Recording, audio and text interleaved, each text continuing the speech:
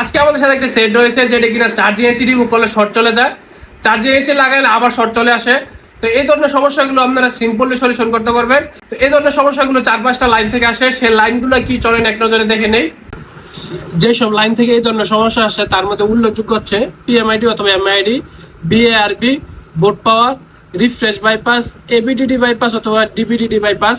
তো এই লাইনগুলো দেখা যায় যে চার্জিং এসি থেকে বের হয়ে কোথাও যায় না, এগুলো শুধু একটা ক্যাপাসিটির মধ্যে ফিল্টারিং হয়। এবং দেখেন আমাদের বোর্ডের চার্জিং এসিটা রিমুভ করা। এখানে আমাদের এই যে এই ক্যাপাসিটারটা হচ্ছে শর্ট।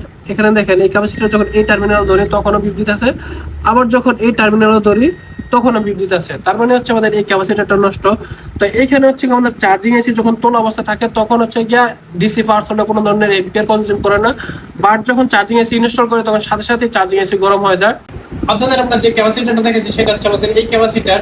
এই ক্যাপাসিটারটা আমরা যদি আমাদের একটু দেখাই, দেখেন এটা হচ্ছে এমআইডি ক্যাপাসিটার।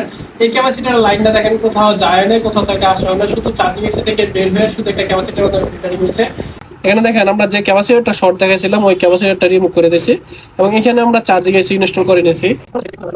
এখন আমরা আসলে চেক করবো যে আমাদের কথার সাথে কাজ ঠিক আছে কিনা। দেখেন আমাদের সেট রান হয়ে গেছে, রান হয়ে গেছে। তো আশা করি আমাদের এই সংক্ষিপ্ত বিষয়টা আপনারা বুঝতে পেরেছেন। সবাইকে ধন্যবাদ। আসসালামু আলাইকুম।